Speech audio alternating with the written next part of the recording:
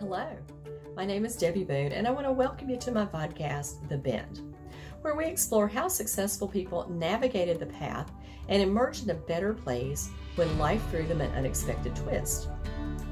It's inspired by one of my favorite sayings: the bend in the road is not the end of the road unless you fail to make the curve. These conversations will hopefully help you and inspire you to embrace your personal bend and to flourish. I hope you enjoy it, and if you need help with your own personal navigation and you're in veterinary medicine, please feel free to reach out to me at Debbie Boone to Manage Vets Consulting. Enjoy the bend and be inspired by our wonderful guest. Welcome. Hello, everyone, and welcome to today's episode of The Bend. We shine light here on the innovators, disruptors, and heart-driven change makers who are bending the veterinary profession for the better. My name is Debbie Boone. I'm a speaker, trainer, and champion of veterinary teams. And on The Bend, I'll talk with leaders who are shifting mindsets, breaking molds, and designing a more compassionate, sustainable, forward-thinking veterinary world. And so today, my guest, and Angie and I have met back in the middle of COVID when things were just kind of getting ramped up, and we were just talking about not being able to believe it had been 5 years. But Angie Arora is my Canadian friend who has a veterinary social worker degree, certified compassion fatigue specialist, and her unique skill set is providing therapy, coaching, training, and offering courses to help veterinary hospitals, animal shelters, wildlife, and conservation organizations address the impacts of our occupational stress and trauma. So Angie, thank you so much for taking the time today to join us. I'm really excited to talk to you because you have such expertise in this, and I always love kind of finding out what your origin story is and how you ended up as a social worker in the veterinary profession. Thanks so much for having me. Wow, what a journey. So I am going on, I want to say close to 21 years as a social worker, and I've been in animal care space the entire time, albeit in a number of different ways. So my journey started, I think like a lot of people in this field, it started because of my connection to a really important animal. For me, that was my sweet Monty, who was the first dog that I had ever fallen in love with. He came into my life when I was 6 years old. And he passed away. Actually, I should fast forward. He was diagnosed with cancer when I was doing my master's of social work. And it was around that time that I was sort of starting to think about, like, what does this mean, losing such a significant animal in my life? Anyways, he passed away, and it was almost like a light bulb went off because I remember at the time experiencing my really deep grief and everything that comes alongside with it. I was really fortunate to live in a neighborhood where we had both a pet loss support group and a pet loss therapist. Oh my This was back, goodness. I know, this was back in 2004. Wow. Yeah. It was almost like all the stars aligned, right? Yeah. And so my sister and I would attend the support groups religiously, and I was seeing my own therapist who specialized in this. And the seed started to get planted. And I was like, well, I'm now a social worker. I can start to take some of my own training and apply this because I just understand how deeply one feels after losing an animal companion. So that was really the origin stories that set me off for, I want to say, over 15 years of providing support groups, counseling, therapy, and a lot of media awareness around pet loss, bereavement, and all the anticipatory grief that comes through end of life. That doesn't necessarily directly connect to where I am today.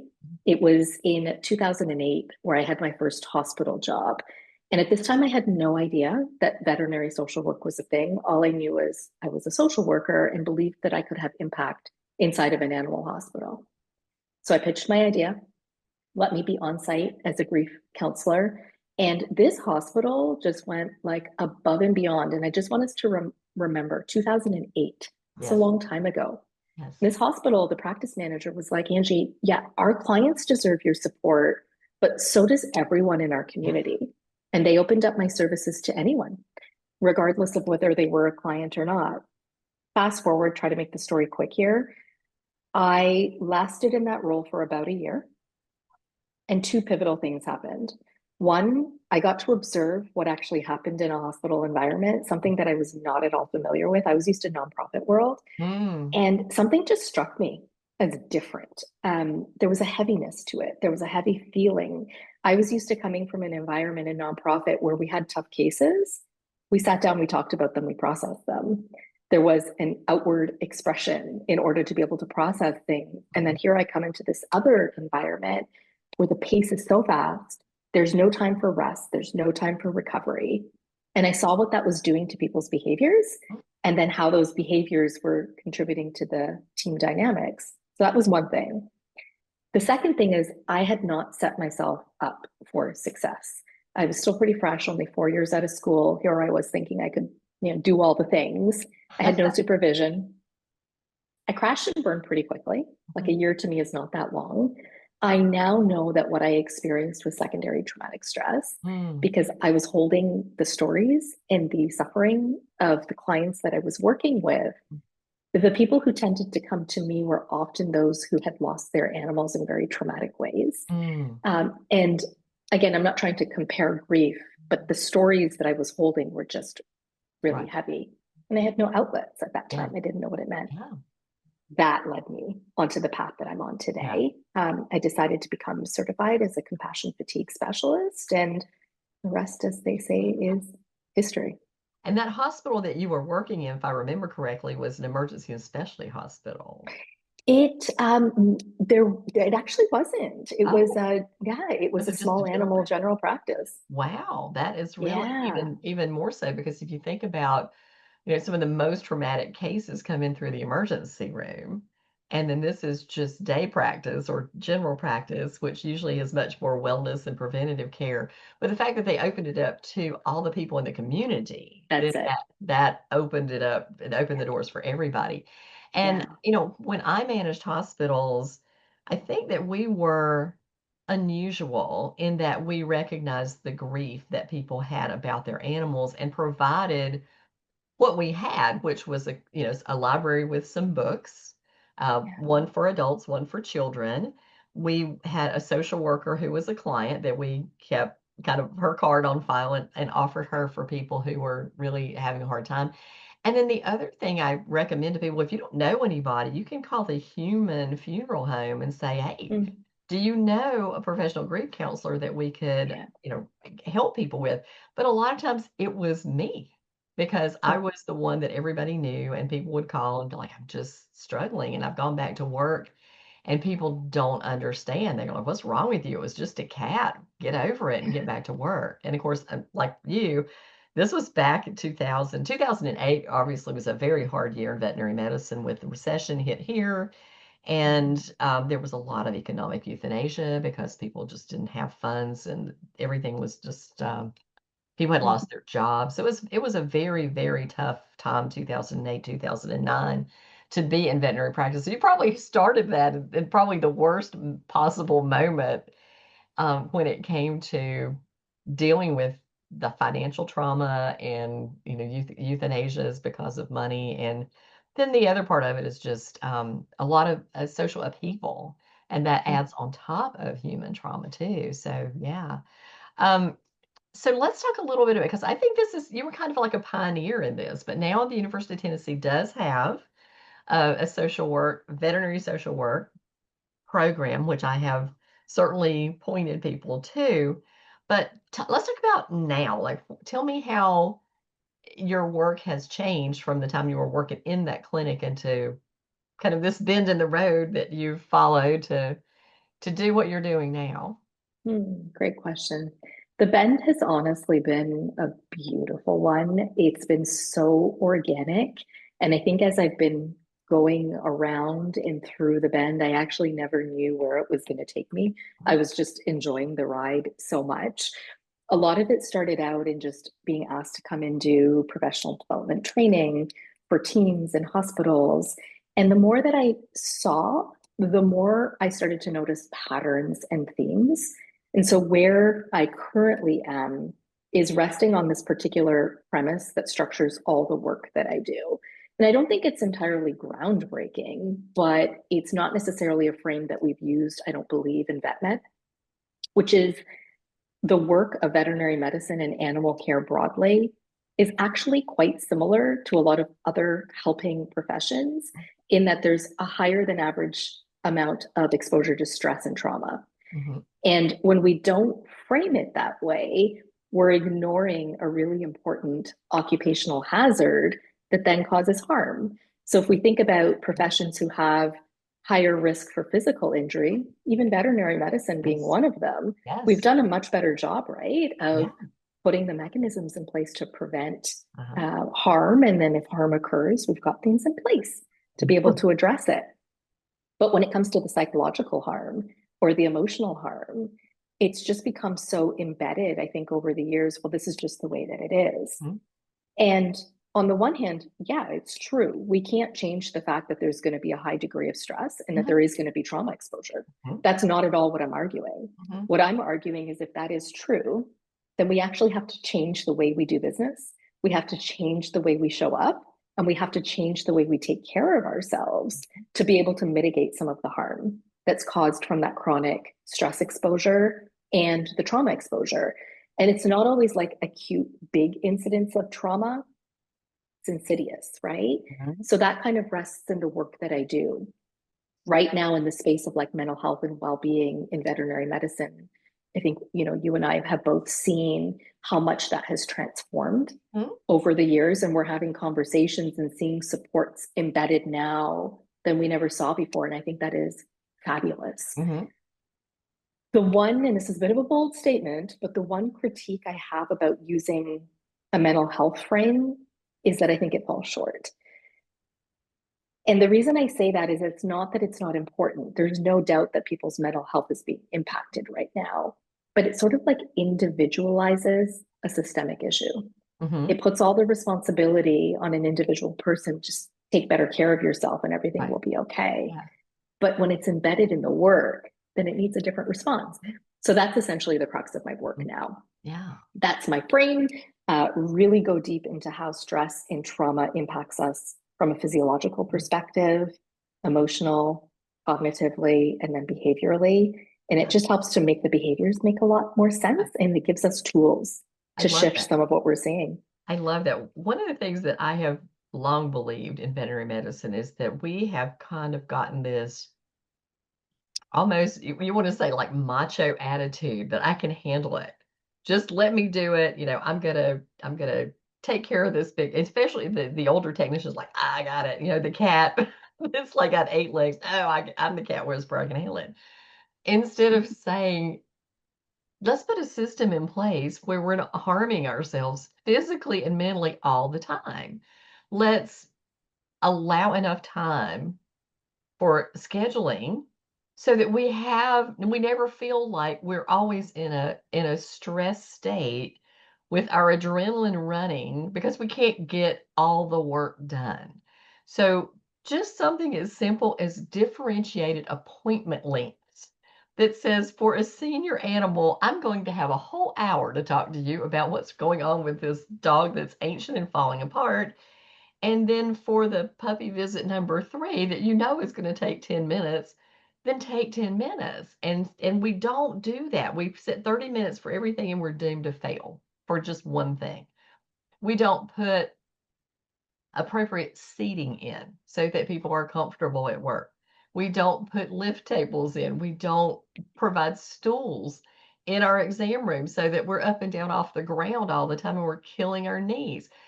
When you are in pain, and I say this as someone who is getting older, it makes you grumpy. It's aware constantly on you mentally if you're Yeah. chronically in low grade pain physically. So if we don't address the whole body, you can't just say, "Oh, it's just your mind." No, it's just your body. No, it's we all play together. It's like avoiding your gut in the conversation because if you eat bad things, then mentally and physically you feel bad. You can't stop, just you can't piecemeal things. And I love that you said that. I just read this interesting article that somebody wrote, and I think it kind of went viral. And she talked about the well-being industry and how everybody is piling on things that you should be doing. You should get up at 5 o'clock in the morning and do the miracle morning, or you should sleep at least 10 hours a day, or you should do this. There's a lot of shoulds in this Yeah. instead of just kind of finding a happy medium that works for you and cut out the noise and thinking I'm never going to be good enough because I can't be perfect like this one. I can't, my wrinkle is showing up, and my desk is a train wreck, people. My desk is a train wreck and I own it and it's okay because I know how to find stuff and you know what? And if I want to Works for stop you. working, I go outside and I dig in some dirt for a little while and I own that too. So we can just relax. I think that's just it. We just need to quit relaxing and trying to be perfect all the time because it's never going to happen. We've become like do it yourself projects, you Oh, know, oh everything yeah. is what we We need got to to be fix and fixed, do. fixed, fixed, fixed all the time. And I think, well, I fear that we are doing that in vet med. And I feel like the other part of it is too, is we have, we have bad PR. We are giving ourselves bad PR as a profession because all we talk about is the negative stuff. And you're the expert in this. Your brain believes what you tell it. And if we constantly tell it to look for negative stuff, it's going to find it. It really will. And so a little self-awareness, a little self-talk, a little gratitude, you kind of say, well, those are very simplified things. Sometimes it's the simple things that work. But you know, it's interesting that you say this because a lot of, you know, on average, I'm working with about 40 to 50 animal care professionals a month. So I've got a pretty big sample size of seeing how people are coping, managing, or not. And I've really come to see how, you know, all the examples you shared, the pace of the work, Mm-hmm, what that does to our nervous systems, mm-hmm, keeping us in this very abnormal state of alertness for extended periods of mm-hmm, time. To me, and I'm not trying to simplify this, but I really see a lot of it comes back to the disconnection that it creates in us because when we're in survival mode for so long, which is yeah, where I get it, there's a lot of beautiful things happening in the yeah, profession. And two things can exist at the same time. mm-hmm, There is also a high degree of disconnection. And when I say that, it's disconnection from our own lived experience, what's happening to us on the inside. We start to numb out. We start to create these walls mm-hmm, so that we don't have to feel because feeling feels too heavy. We lose touch with what our body needs because we're drowning out the sensations of our body. And so what we end up seeing are self-protective behaviors of people seeking conflict, avoiding conflict, perfectionism, overworking, not being able to have the conversations that are needed, you know, throwing objects across the room. Unfortunately, mm-hmm. that's still That is not a, that yeah, foreign, it still yeah. happens. And so all of these behaviors seep into the culture of the team, but we're never stopping to really understand what's causing the Mhm, behaviors. And this is why so much of my work centers on if disconnection is what's running rampant, then you got to build up connection, mhm, mhm. right? Connect. And Yeah, all the examples you gave were connection to self, yes. but we also have to really build the connection with each other. Oh, yeah. And I think in a profession where many are, you know, I think a lot of us are trying to change this narrative, but a lot of people are still like, leave me with the animals, I'm good, but put me with the humans. Yeah, no. Yeah. There's no way around it. It's a No, relational field. it And is. so we got to learn how to rebuild that connection, albeit in environments that feel safe enough to do so. Exactly. Well, and I feel like that is one of the reasons that there is a lot of the anxiety and stress and disconnect just in our general community right now. And it started with COVID when we started to pull ourselves away from our support system, our friends, our family, being able just to go out and meet a stranger and have a conversation. Because, one of the things I taught an AHA class one year, and it was how to have a conversation with a stranger. And the first thing I said when I started the class was, I am one of those people who talks to people in the airport. And everybody went, ugh. And I went, I understand. But let me tell you what I have found and who I've met and how interesting people are to me. And the fact that you walk away and you feel so good afterward because it releases endorphins in your brain. And so if you want to, have a good positive experience and you want to improve your mental health, go talk to people, connect with other people, and have a conversation that is, interesting and curious about them and their lives and what they do. And I always tell the story. I have this great memory of getting moved to a first class seat because I traveled so much at one point in my career. And I got to sit beside this gentleman who was a contractor, and we were both flying to Washington, D.C. And we just started having a conversation. And he said he was the person who led the troops into Desert Storm. And I said, wow, I'm going to take this opportunity. So I asked him, how do you lead people into battle when they know they could die? How do you do that? And he said, training and trust. And I went, that's how we do it in vet med too. When you train people to understand their job so well that they can feel that they are masters of it, and they trust you implicitly to have their backs and to not get them into situations that they're not ready for, then you can have somebody who will, kind of go to the wall for you, and knowing that everybody on the team feels that same way, that you build a team like that. So if you have conversations with people, even little short mini ones for people in line, in line at the Starbucks, and you look down and go, look at this little kid. He's so funny. He's doing these funny things. And you walk away and you're both kind of grinning for about 30 minutes afterwards. I feel like that's such a thing that is missing and making us unhappy as humans. And we keep sticking our nose in a phone and ignoring the people around us.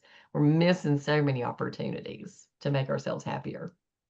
I also think that there's a lot of self-protection that comes up in the physiology of humans that when we feel like we've been wronged or we've got patterns from our past, Hmm.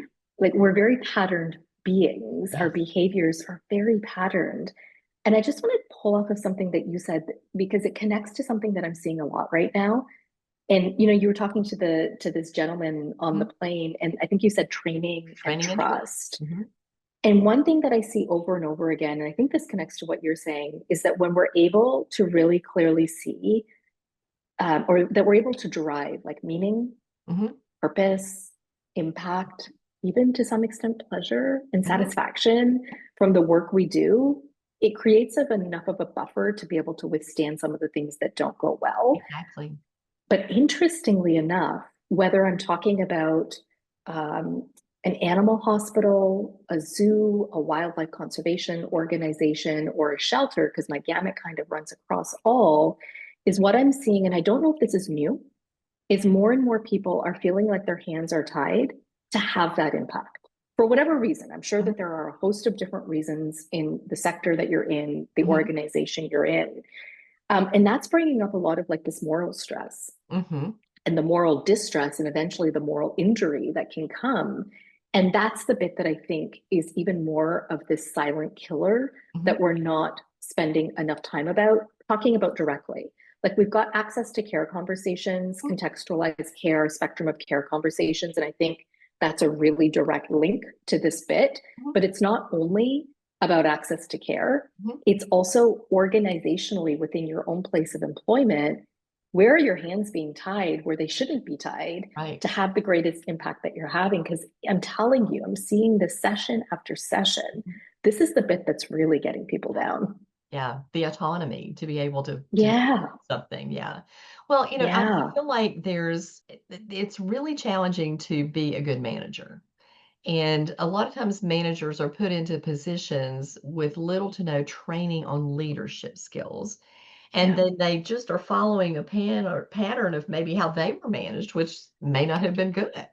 And it's this cat chasing its tail, right? It's just a self-perpetuating problem.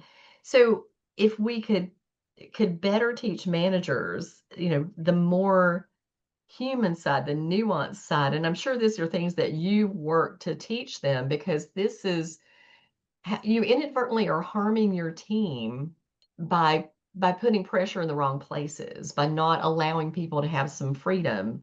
I can remember going back, and I was very fortunate. I feel like my family business, I grew up in my parents were good managers and they were definitely good hospitality people, but they believed deeply in taking care of their employees. And in the restaurant business, when you have almost no turnover in staff, that is incredibly unusual. And the same thing goes for veterinary medicine. And I had like a 90% retention rate for my staff. But it's because I took care of them. And if it was me, and maybe this is some trauma that managers take the hit, right? Because Mm. we step into the fire, or at least the good ones, I think, do step into the fire to protect their people. But I feel like we need to understand, how we can support our teams more, giving them information that they don't have. I can think back in like 1987, I took a class on how to deal with difficult people, and it was about disc personality profiling. And it was illuminating to me because it really made me start to think about how people are different and how there's a unique approach to every human being, and you cannot cookie cutter things. And I feel like sometimes, especially, and I don't want to diss the corporates because everybody wants to give them grief, but when you are big, you don't have the option of agility.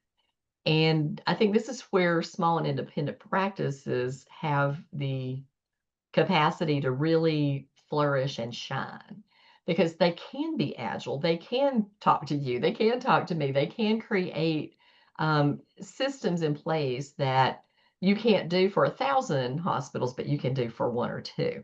And that's the beauty of being small, right? Because you can't be Mhm. agile.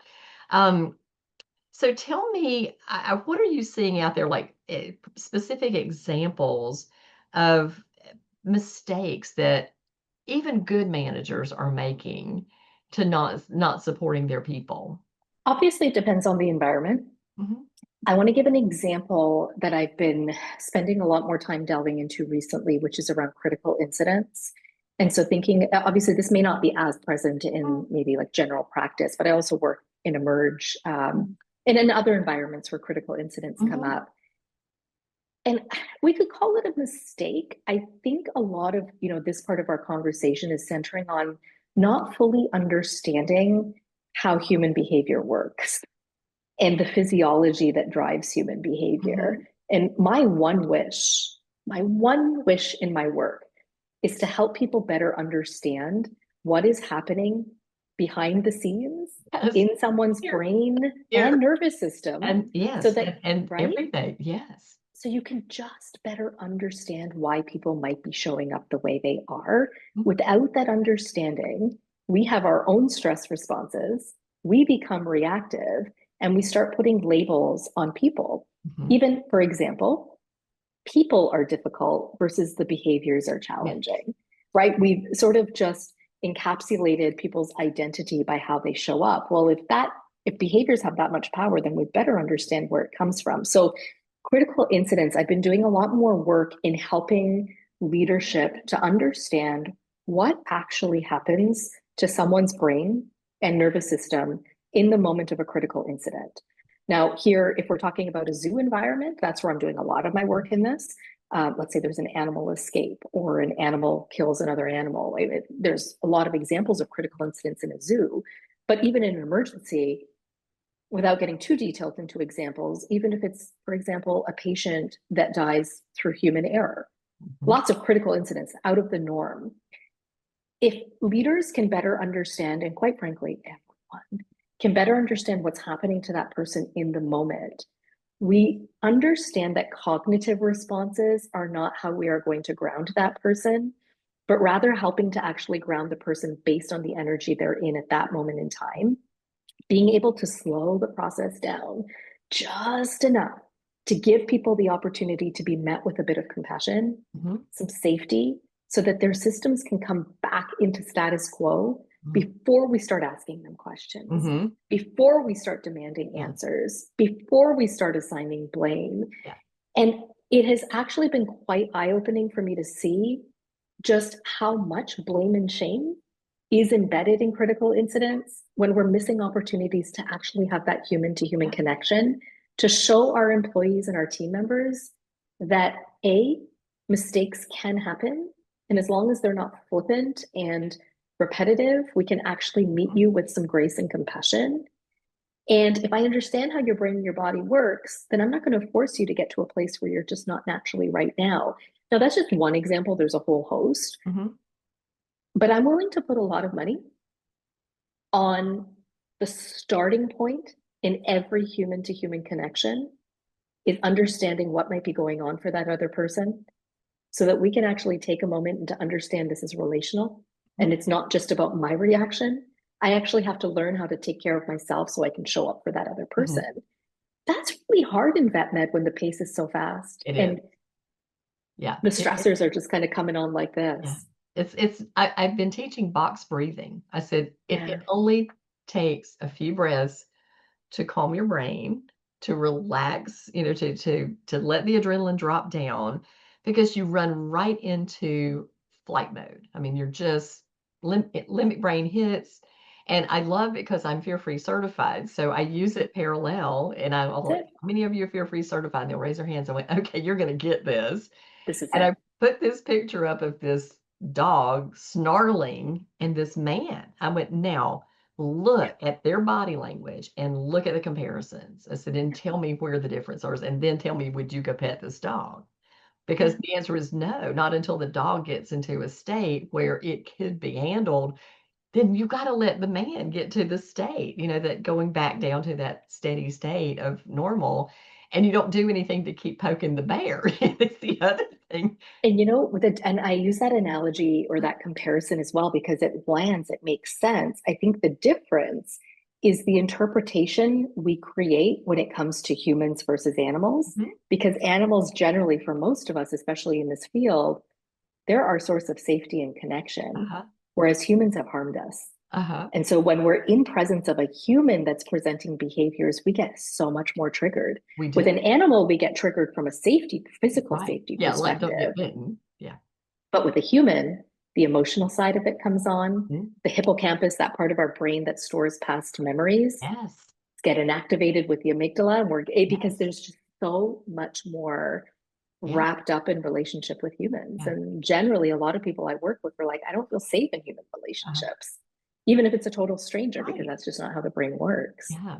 And we talk about like the unicorn practice, and I've been doing Mm, some research on what does a unicorn practice look like and what does a toxic practice look like? And it's different to everybody. And so, in somebody's unicorn yeah, practice, it could be that high speed, we just, roll one case right after the other. This is my pace. I love this kind of stuff. I'm an adrenaline junkie. It makes me happy. And then other people would come in and they would die in that situation because it's just not appropriate for them. But everybody brings their baggage. And so you have to understand you can be a unicorn clinic for 90% of your employees, and the 10% that yeah, comes in with trauma from another employer or a family incident or something that happened in school, you're working through that and they don't trust you because they can't. They can't yet. And you really yet, have to yeah, work hard to get over yeah, that. And I think a lot of times managers, it's something that we miss. We think, oh, they're deliberately belligerent or they're deliberately out of work all the time or they're deliberately, don't follow instructions. But a lot of times they just shut down when you come at them, where most of your people will be fine when you go through and go do this, this, it's and true. this. Yeah. That one person just shuts down. Um, I do a lot of one-on-one interviews, as I'm sure you do too, when I work with practices. And I always love the ones that go, she yelled at me. And I went, did she really yell at you? I went, no, she didn't really yell at me. But my perception is that Perception. anybody who gives me any kind of feedback yells at me. So where did that come from? And maybe it That's comes from right. the parent who was, overly strict or, yelled at them for doing whatever children do. And you're working with that baggage and Yeah. every single soul that walks in your hospital. One of the things that stuck with Mm, me, I read this doctor who is a human psychiatrist, and he said almost all complaints are rooted in the past. And so if we think about, these people coming into our veterinary hospital, I mean, I've had people bring up something that didn't even happen in my hospital. It happened in somebody else's hospital, and they're mad at me about it. I'm like, that wasn't us. But they bring that with them. It's a lot, isn't it? It is. And, as I'm listening to you talk about it, what I always like to sort of add to this is that in no way, shape, or form is this excusing behaviors that are problematic and impact the culture of a team. But the understanding has to come first in order to be able to show up with the empathy and the right skills and approaches. Because if we go straight to blaming and shaming, like you said, they shut down and we lose them from the jump. Yeah. And often when people are in that limbic brain hijack, they feel bad about their behavior and they will call and they will apologize or they'll send treats or something because they realize they behaved Yeah. badly. And, does it happen all the time? No. But a lot of times it does happen. And it's all, and the other part of it is how are we able to handle it too? How do we not become defensive and come back? Because that just makes it escalate and gets it worse. So our emotional intelligence really has to be high and we have to work hard on it. And that comes from knowledge. And That's I'm right. so adamant about teaching people truly the neuroscience of their selves and Yeah. what's going on, because this controls everything. And when we understand what your brain is doing and why it does the things we do, then we can modify what we're inputting in there and what we're putting out into the world. Yeah, I could not agree with you more, right? That's essentially the basis of the work I do. Yeah, yeah. Mm. So thinking about like leadership stuff and practices that you're working in. Um, if a practice was going to hire you, what would the situation be that you would say would be like the ideal thing that you could come in and help them with? What a great question. At this stage of the journey, recognizing in 5 years from now things might be different, my biggest focus, if I could get into any organization, would be to work with every layer of that organization, depending on how big or small it is. Sometimes Hmm. it's small and there's just one leader, and right. Hmm. Also work with some organizations where it's corporate and there's Hmm. multiple layers. To be able to get in, there's two frames that I find particularly useful to make sense out of a lot of this. One is what it means to be a trauma-informed workplace. Hmm. There's particular principles of what it means to be trauma aware and trauma informed. Even if we just talk about trauma aware, if every hospital, clinic, shelter could be trauma aware, I have no doubt in my mind the way that we show up for each other in human to human connections would dramatically change. So, my goal, my vision is to be able to do that in a way that it sits with leadership in the way that they need to understand it for their people. Hmm. It sits with teams in a way that they understand how to better show up for each other, but it also sits at the individual level so that irrespective of what anyone else is saying or doing, I know how to take care of myself in a very deep way from a nervous system perspective, Hmm. from my emotional health perspective, from a cognitive perspective, Hmm. because I think we're missing the holistic nature. A lot of work right now that I'm seeing is around mindset shifts. Mindset shifts don't actually land if you haven't learned to create safety in your felt experience in your own body, because it's just not the way the brain the system No, work. no. So a long-winded way of saying I believe in this trifocal approach, the shifts in leadership at team level and individual. And the trauma aware framework gives us some really important principles there. But another one that is closely aligned is psychological health and safety. Mhm. And this one is gaining traction in veterinary medicine, which I think is really incredible. Mhm. If we look recently at the work of veterinary visionaries, I mean, they created the first set of psychological health and safety. I believe they call them, I'm not sure if it's standards or guidelines, That'd but be it gives us guideline. an introduction Hmm. of what this means for vet med. Hmm. And we've got countries like Australia and Canada that are leading the way in how to actually actualize those standards. In Canada, we've got a frame that says there are 13 psychosocial factors that if you can embed these 13 psychosocial factors, what you're doing is two things. You're preventing negligent harm to your people's mental and emotional health.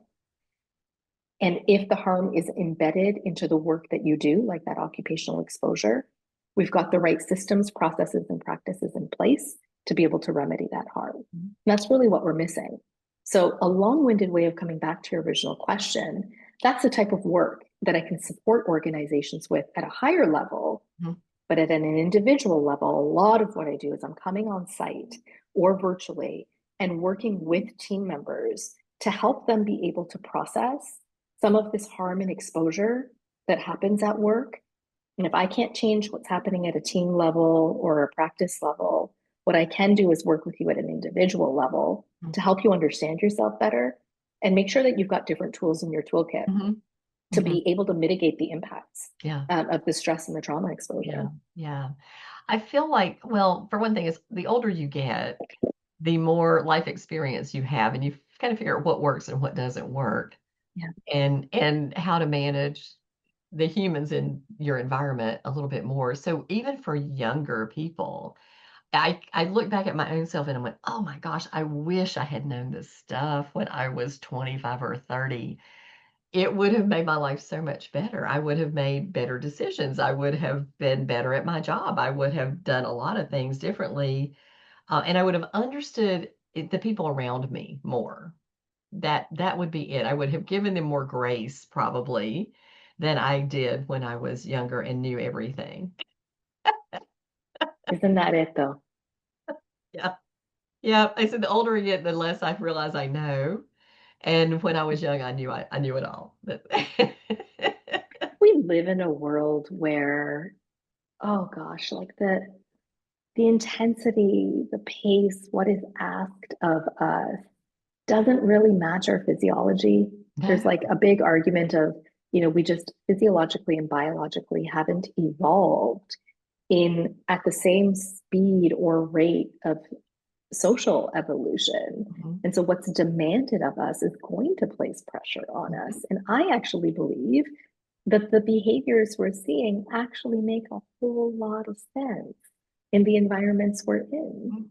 Mhm. We just have to bring it to the surface, call it what it is, and shifts are possible. And I'm actually seeing it in some of the workplaces that I get to be a part of, that even just with some of this fundamental awareness, it starts to open up space for, oh, so we could actually be doing this differently, right? For example, with the zoo that I work at, once we went through this trauma awareness work that lasted us about a year, there was a growing awareness from management that was like, well, this actually means then we can shift the way that we handle critical incidents. Yeah. Mhm. So now we've got an organizational critical incident debrief framework in Yeah. place to equip leaders and frontline staff with how to better manage critical incidents from this trauma informed way. So change is very much possible when we start to plant these seeds. Yeah. Well, even in taking it down to less, dramatic Yeah. events, as simple as training. I mean, when you're training Yeah. someone and maybe they just don't get it or they don't understand it, and you get frustrated with them and you kind of come at them like, do this and do that, then they're not really going to learn, and you're not going to teach them because what you've done is make them shut down. They're mentally incapable of learning. And so if you've got to have them relaxed and have them enjoy it and have their mind open to the training. And so that's why I feel like a lot of times we put people training people who are very good at the work, but they are not very good teachers because teachers have to make training interesting, and they also have to make it safe to be wrong, to make a mistake, to own the mistake, because the otherwise is people hide the mistake. And even if you have a culture that says it's okay to make a mistake, and again, going back to the past comes to that, and you go like, I can't own the mistake because I might get fired. I got fired for doing it over here, so I'm going to get fired here. So you really have to work hard to get people to overcome those fears that they have that were caused by other people or other things or other events that happened in their past that you Mhm. had nothing to do with, but you're still going to have to manage them or work with them. And even for your coworkers, we sometimes have people we call the the toxic people. Go get supper time. Toxic people on our team. And I often wonder about those, the toxic people, the that if we really spent time listening to them, delving into what's going on with them, could we help them be better people? They don't want to be those people. I don't think they do. That those make up a big chunk of the people that I get the privilege of supporting. Mm-hmm. Yeah. Yeah. And I get to see, sometimes I really have to stop and remind myself that I get to see the wholeness of people. Mm-hmm. I get to see people in their true element, not in their guard, Yeah. where we got to armor up Yeah. in the work that we do. And there has never been, and I know there will never be a human being that doesn't present with softness, awareness, and almost like an admittance of who they are. Like when I get to really build relationships with people, Mm-hmm. I see all facets and I see what makes them who they are. And I see their desires for the future. And you said this earlier on in our conversation. People want to connect. They want to be kind. They want to forge human to human connection. There's just a lot of things that are getting in the way. Mm-hmm. And if we can start to address the bits that are getting in the way, like imagine what can start to happen to relationships in this field. It's Amazing. already present in many places, Yeah. don't get me Oh, wrong, yes. but Yeah. imagine more of that. Well, if you think about so much of our just human emotion and the negative things that we do are based in fear. And That's right. it's intentional that our body tries to protect us from things, but often that doesn't make any sense in today's world that the things that we were afraid of eons ago are not there anymore, but our body is still triggered by certain things. And, I can even think of, just giving my first presentation and you're a speaker. So you think about the very first time you got up to a podium and you looked out and there are 50 or 100 people standing out there and your hands are sweaty and you can't take a deep breath. And, you're thinking, oh, I'm going to pass out up here at this, right in front of all these people. And you realize that it's about the fear, but then you think, oh, I am prepared. I know what to do. And I see this a lot in a lot of younger veterinarians who feel like, especially because they were COVID veterinarians, they went to school during that period of time, and maybe you're seeing this too, is that when they got they don't have any confidence. And I feel like that has a lot to do with the fear that they're going to make a mistake, that they didn't feel like they got the training, that they didn't feel like they're truly prepared enough to be able to do surgery or to handle a difficult case. And going back to, let's take a deeper look at that. Not they're just trying to avoid work, but why? Why are they like that? And how can we help them kind of see what their brain is doing to them? Because they passed the test, they went to school, they got it. They really do know. They just their body is lying to them. And so often your brain lies to you. And I feel like if I could teach anybody anything, it would be to be able to say to your brain, please shut up. This is not Hmm. accurate information. And let me think logically about this and stop my brain from running down this rabbit hole of negative intention that think that people are intentionally out to get me or to do harm for me to me because they're not. Mostly they don't think about you at all. They're thinking about Yeah. themselves. But we create stories in our minds, and we've got to be able to stop the stories and tell our Which is better story. Mhm. all the more reason why we really need to be prioritizing that inward journey, Yes. that inward reflection. So funny. I think I was reading something the other day. I'm probably not going to do this justice, but it was this guy saying he remembers being in a situation at work that was super high stress and he froze in the moment. And when you're freezing, obviously certain parts of your brain are limited in functioning, cognitive functioning is significantly decreased. But his thing was, give me a minute, I'm not stupid.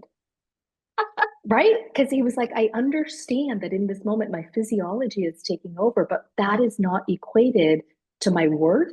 that is not equated to what I know. Mhm. I just got to ground myself to be able to reaccess all the Yes, things. And I just stopped. I'm like, how perfect, that's right? We wonderful. catch it in the moment. It's so Yeah, wonderful. So yes. wonderful. But you have to be able to recognize that in Yeah. yourself. And of course, that's a lot of emotional intelligence work is to be able to see how you're reacting to someone, the story that you're telling yourself about their intentions, and to be able to stop and do the self-talk that says, no, no, no, no, no. Let's not go there. Let's look at it. I try to teach people to think about it like this. So you're a camera and you're having a conversation with someone and you're kind of zoomed in and we're having a conversation. And then it starts to go south and you're thinking, oh, now I'm starting to react to it. But instead of being that close, mentally in your mind, pull yourself back like a telephoto lens and zoom out and then start to diagnose things. As we're a whole profession of diagnosticians and we should be able to figure this out. So pull your head back and your mind back and go, okay, what are the pieces to this puzzle? Like, how am I going to figure out what triggered this person? Did I say something? Is it something that they brought in with them? Is it just their emotional state because this is something that's going on with their animal and they're really concerned about it? Is it about financial stuff? Is it about their family? Is their child is misbehaving here in the lobby?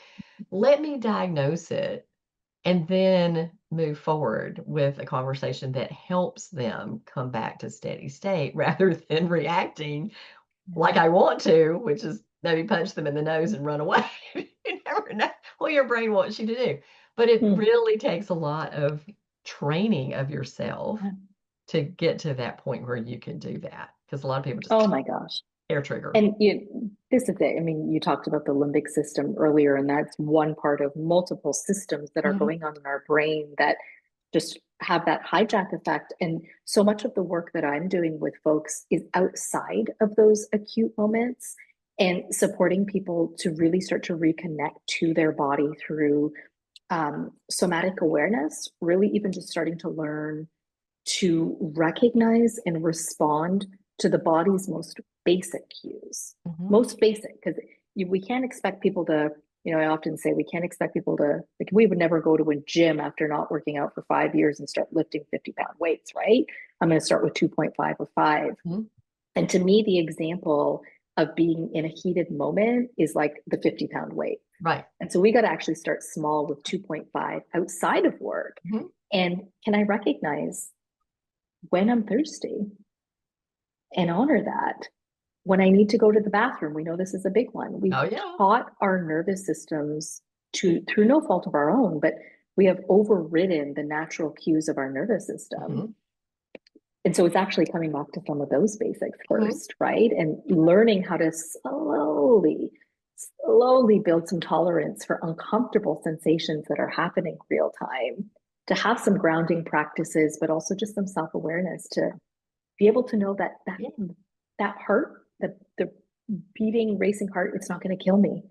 right? But right now, the brain thinks you're about to die. Oh, it's true. So Yeah. so much work. I agree with you. The process is a journey, right? It's a Yes. lifelong journey.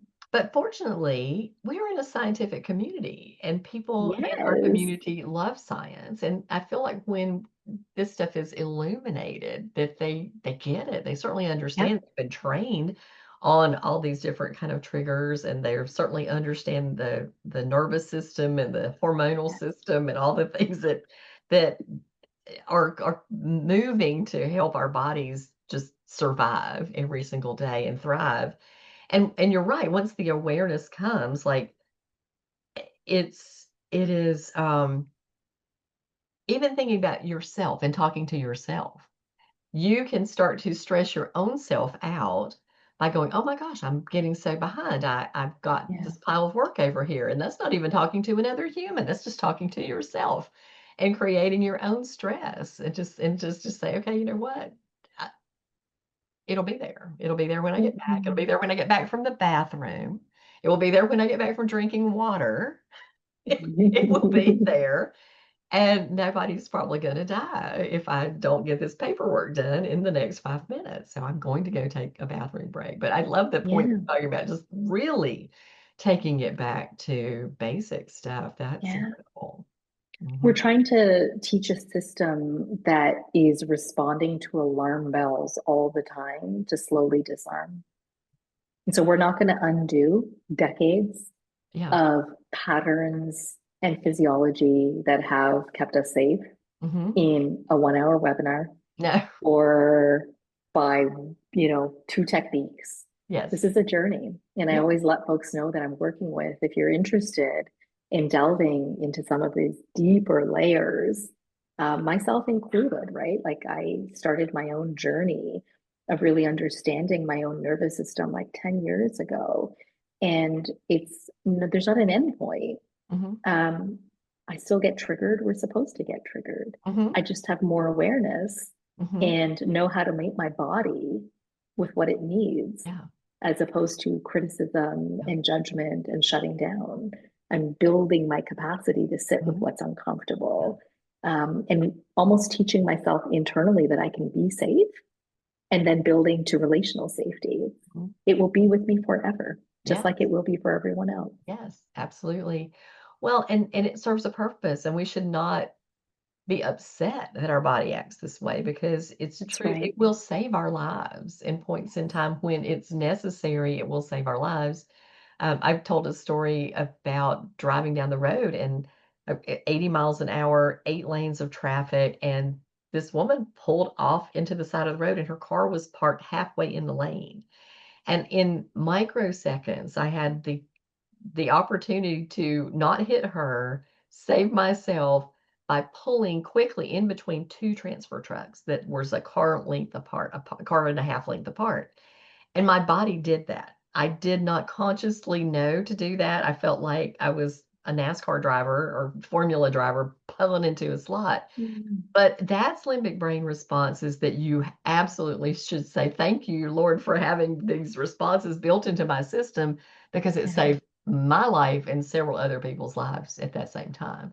So we can own the good, but we can also recognize it when it takes us down a primrose path and say, okay, this is fine for those situations. This is not an appropriate situation for you to That's be going right. off the rails. So let's just stop. But it is, Mm. constantly I'm with you. I there are so ridiculous many books behind me that you cannot see because of this screen. And it started for me, I read this book called Brain Rules, probably 10, 15 years Mm. ago by John Medina. And that just set me off on this path. Like, this is the most fascinating thing I have ever. And this was early into functional MRI stuff. Mm. And now I'm even reading books about how does your dog love you? Because they're doing training dogs to do functional MRIs and being completely still and watching the areas of their brain light up that is the very same area that mothers who see their children, it lights Mm. up. I said, so yes, the answer is yes, your dog really, really loves you. It's not just the food. Yeah, it reminds me of a book. I don't know if you've read it, called Made for Each Other by Meg Olmert. And this was, gosh, I want to say 15 years ago, if I'm not mistaken. But she talks and she does some, really preliminary research on the levels of just the chemicals and the hormones that are released when we're in connection with animals. And there was just so much similarity between that and what you just shared. Yes, We are relational beings we and we are are. meant to be in community and we are meant to be safe in each other's presence. We absolutely are. We absolutely are. So I love to ask my guests this question. And looking back at your career, what do you think is the biggest mistake that you made in your career? A great question. I will say this, I don't have any regrets whatsoever. Whatsoever. This has been, I made a promise to myself very early in my career, and I did this very consciously, that if I was ever in work that didn't light me up and make my soul feel like it was on fire, that I would leave. And I've almost always kept that promise to myself. And in the couple of incidents I can feel where I didn't, everything in my life suffered. My health suffered, my relationship suffered, I suffered. I don't know if you'd call that a mistake, I think but it's valid, absolutely valid. Because if you yeah. you are, so many people feel trapped in their work. And I'm Yes. certainly not trying to run people out of veterinary medicine because obviously I love it and I've been doing it for 40 years. But you're right. If it doesn't light you up and you don't feel like this is your capital P purpose for being on this earth, then find that. Life is short and we work a lot. Yeah, Life is short, so sure find what you do. love. And it might not be Yeah. anything that anybody else appreciates. I mean, I can, I love to garden and my husband thinks I'm insane, but I have two raised beds. The other day I probably moved 20 pounds of 40-pound bags of soil into this raised bed by myself and planted seeds and was just absolutely filthy by the time I came in. And physically it was a lot of work, but mentally it was fantastic for me to be outside for probably 8 hours straight, Yeah. just getting dirty. And so if we find those kind of things, they don't always have to be our work, but we find those kind of things that we enjoy, then we absolutely should embrace that and make sure that Yeah. we're doing enough of it to keep us stimulated mentally and relaxed um, and having some pleasure in doing those kind of things. In bringing up the personal, the research is pretty clear on this that especially for those of us that are in helping related professions, having that strong sense of identity that is separate from our personal identity Mm. is one of the strongest buffers. And I would add that into the mix of mistakes learned from. From the first half of my career, my entire identity was wrapped up in my role as a social worker. Hmm. And it took somebody just asking me at a party, so, like, tell me about yourself. And I just kept on talking about work. And he was like, no, no, no, no. Like, who are you when you're not at work? Yeah. And I remember not being able to confidently answer that question because anything I said circled back to Hmm. something about being empathetic and nurturing and, everything Right. in my volunteer work. Uh-huh. And that was a moment for me. And then as I've come to see with the many of people that I've supported, that buffer is so necessary that Yes. we are designed as social beings to have meaning and purpose. And it doesn't always have to be, to your point, this Right. big grandiose thing. Right. It could be the gardening, it could be music, it could be cooking, it could be anything. And I also acknowledge I'm not trying to be flippant. And I understand that there's a lot of people who are living paycheck to paycheck Hmm. and don't have luxuries of just switching jobs. I mean, I can relate to that when I was a lot earlier in my career and I still let the job go Hmm. because I'm like, it obviously setting myself up, but I went from a full-time job that was sucking the light out of me, their life out of me and the light, to three part-time jobs. But Hmm. at least I was happy in the Uh-huh. three part-time jobs that I had. And I knew that that was a stepping stone to Mhm. something else. I often wonder sometimes when people are staying in those jobs if it's a learned helplessness Mm, that they just can't see, or the devil they know is better than the one they don't know. And so there's again, it yeah. goes back to the fear. I know this place. I'm dealing with it. I don't have, I'm not happy here or happy with what's going Yeah. on. Same thing with, divorce or whatever. Mm, And so, but over here it might be worse, but it might be better. And sometimes I feel like people don't explore. They don't look outside of the world that they live in to find out what's out there in the world. Because over COVID it was like these people were like, oh, I can't leave my job because I'm so miserable. And I'm like, everybody is so short-handed. You could probably find a job in 5 jobs in 5 minutes flat if you go out and explore those kind of things or go and explore other things. Don't get rid of your job until you have another job if you're living paycheck to paycheck, but there's no reason why you can't explore mm, quietly on the side and find something else that you enjoy doing, because there are good jobs out there that people do enjoy, and there are good clinics that people enjoy working in, and there's corporate groups and pharmaceutical companies and all kinds of things. But every job can be good, every job can be bad. It sort of depends on who's in charge of you and and how you Yeah. play together, right? Well, that learned helplessness, especially for folks with complex trauma, can really do a number that any sense of change can Mhm. feel very life shaking and Yeah, life altering. yeah, And I think it also goes back to if we can understand why we're feeling the way sure. we are, it starts to open up pathways for different Yeah. options. And you mentioned earlier something about the fact that, animals are our safe place a lot of times. Mm. And I feel like sometimes the profession attracts people who have had traumatic experiences because animals were their safety net and humans were not. And therefore, it's even more important that we understand the human part of our world, and Mm.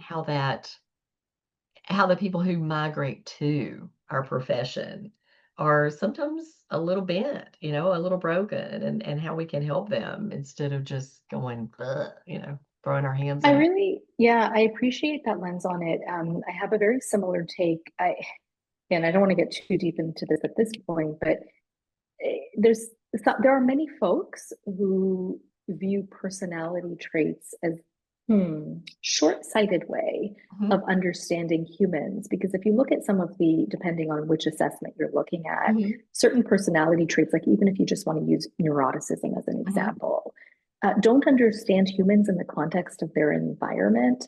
And none of those factors are inherently static and can mhm, shift with life experience. And mhm, why I bring that up is that's often been used as a way to explain the type of people that move into this line of work. mhm, And I very much of a similar school of thought to you, where it is our life experiences mhm, that drive us in, and that connection to animals and disconnection from humans mhm, is often at the cornerstone. mhm. Yeah, it really is. And I think that's another reason that we suffer in because we find out that we are in a human profession that happens to just sell animal health. And we need to start looking at that. I was talking to a young veterinarian who had just started his surgical practice, and he went, Debbie, nobody ever told me that in vet school. I said, that's because they don't know it in vet school when they're professors.